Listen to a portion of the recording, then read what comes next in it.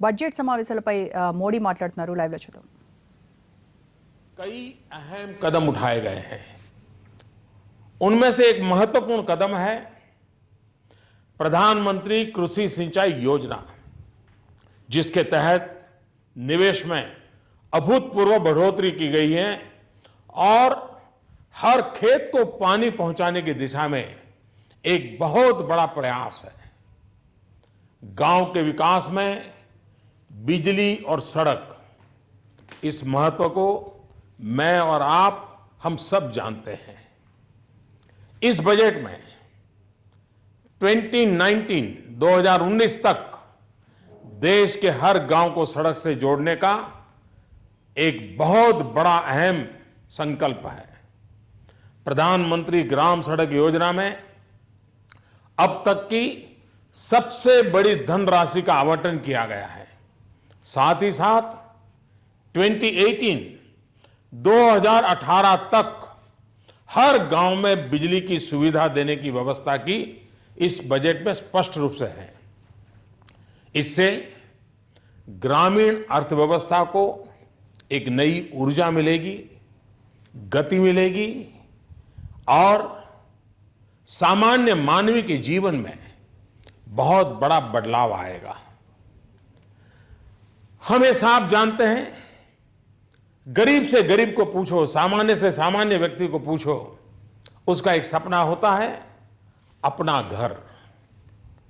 हर गरीब का सपना है अपना घर. मिडिल क्लास हो, नियो मिडिल क्लास हो, उसका सपना कैसा पूरा करेंगे? सरकार की मदद के बिना संभव नहीं है. और इसलिए इस बजट में वो सारे प्रावधान किए गए हैं जिसके कारण हाउसिंग सेक्टर को बल देगा और सामान्य से सामान्य मानवी को घर देगा. इसके अलावा किराए के घर में रह रहे लोगों को किराए की राशि के ऊपर भी इनकम टैक्स में छूट में बढ़ोतरी की गई है. 5 लाख तक की आय वाले व्यक्तियों के लिए आयकर में कमी की गई है. हमारे देश में गरीबों के नाम पर राजनीति बहुत हुई. आप यह जानकर के चौंक जाएंगे कि गरीब मां अपने बच्चों का खाना बनाने के लिए जो चूल्हा जलाती है, उसके कारण उसके और उसके बच्चों के स्वास्थ्य पर गंभीर खतरा पैदा होता है. जो इस विषय के एक्सपर्ट हैं, जानकार लोग हैं, उनका कहना है कि चूल्हे के कारण, उस धुएं के कारण गरीब महिला के शरीर में एक दिन में 400 सिगरेट का जो धुआं होता है, उतना धुआं उसके शरीर में जाता है. ऐसे गरीबी की रेखा के नीचे जीने वाले करोड़ों परिवारों को इससे मुक्ति दिलानी है. और इसलिए ऐसे गरीब परिवारों को मुफ्त में गैस कनेक्शन देने का एक बड़ा ही महत्वपूर्ण निर्णय हमने किया है. 5 करोड़ गरीब परिवार जो आज चूल्हा जलाते हैं, उन्हें धुएं से मुक्ति मिलेगी. गरीब के स्वास्थ्य को लाभ होगा और पर्यावरण की भी सुरक्षा होगी.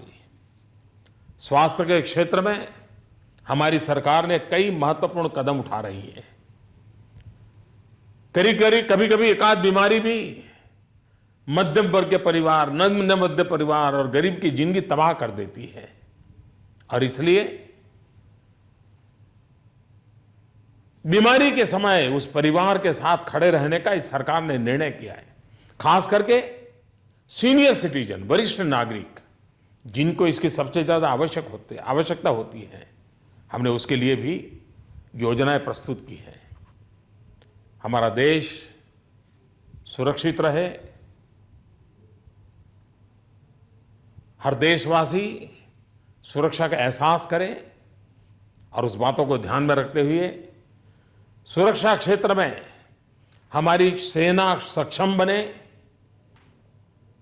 सैनिक सबल बने और आधुनिक सुरक्षा संसाधनों से लैस हो,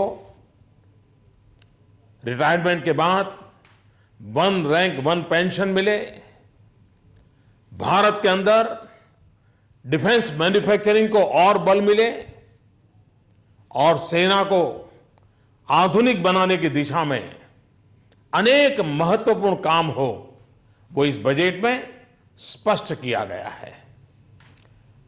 इस बजट में आपने देखा होगा कि इंफ्रास्ट्रक्चर में करीब करीब 2 लाख करोड़ रुपयों से भी अधिक प्रावधान किया गया है। उसका फायदा जो सीमावर्ती क्षेत्र हैं, जहां हमारी सेनाएं हैं, तैनात हैं, उनको जरूर मिलेगा। भारत का युवा आगे बढ़ रहा है। उसके रोजगार के अवसर बढ़ाने के लिए 2 नई पहल, फॉर्मलाइजिंग द इनफॉर्मल और एम्प्लॉइंग द अनएम्प्लॉयड, इसे हम शुरू करने जा रहे हैं। साथ ही साथ स्टार्टअप्स, क्योंकि मेरा तो मंत्र है startup India, stand up India. Startups के लिए एक अनुकूल इकोसिस्टम तैयार करने के लिए टैक्स में प्रावधान रखे गए हैं। हमारा देश का दलित, हमारा आदिवासी अब एंटरप्रेन्योर बनना चाहता है। उसके सपने हैं, वो जॉब सीकर नहीं, वो जॉब क्रिएटर बनना चाहता है। उस सपने को साकार करने के लिए सरकार ने एक विशेष एंटरप्रेन्योर हब स्थापित करने का निर्णय किया है। देश का युवा वैश्विक चुनौतियों का सामना करे और उसे शिक्षा और तालीम के क्षेत्र में वैश्विक स्तर के अवसर मिले, इसके लिए पुराने कानूनों के नियमों को और बंधनों से हमारी शिक्षा दब गई है। उसे ऊपर उठाकर सरकारी और निजी क्षेत्र में 10-10 इंस्टीट्यूशंस को वैश्विक स्तर पर लाने के लिए एक चैलेंज रूट के द्वारा चुना जाएगा। शिक्षा और एजुकेशन के क्षेत्र में यह बहुत बड़ा अहम सुधार है। उनको आर्थिक मदद भी दी जाएगी और एक बार उच्च शिक्षा संस्थान का कंपटीशन का माहौल बनेगा। आप कल्पना कर सकते हैं कितना बड़ा परिवर्तन आएगा। लेकिन साथ साथ प्राथमिक शिक्षा, इसका भी उतना ही महत्वपूर्ण है। इतने सालों तक ज्यादातर सरकारों का प्राथमिक शिक्षा के प्रसार की तरफ ध्यान रहा, जो आवश्यक भी था। लेकिन आज की चुनौतियों का अगर सामना करना है तो शिक्षा के प्रसार के साथ साथ शिक्षा में गुणात्मक परिवर्तन लाने की आवश्यकता है। गुणवत्तापूर्ण शिक्षा मिले, दूर सुदूर गांव में रहने वाले बालकों को भी गुणवत्तापूर्ण शिक्षा मिले, उस पर हम बल दे रहे हैं। और उसके लिए इस बजट में गुणवत्ता पर बल देने वाले विषयों को प्राथमिकता दी गई है। हमारी सरकार हमेशा देश की जनता पर भरोसा रखने के पक्ष में रही है। हमें देश के नागरिकों पर आशंकाएं नहीं करनी चाहिए।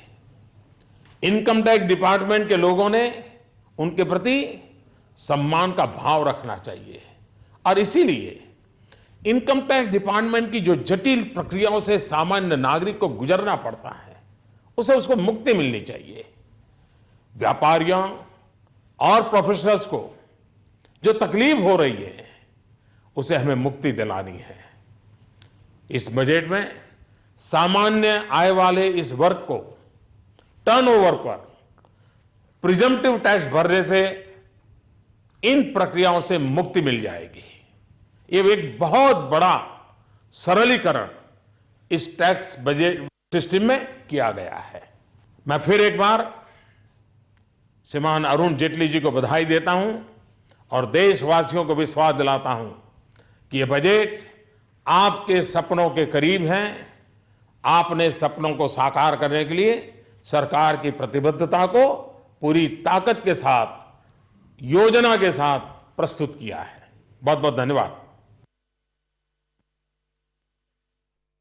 జైట్లీ ప్రవేశపెట్టిన బడ్జెట్ పూర్తిగా పేదల బడ్జెట్ అని, పేదలకు అలాగే వ్యవసాయానికి, మహిళలకు ఈ బడ్జెట్లో పెద్దపీట వేశామని మోడీ అభివర్ణిస్తూ వచ్చారు.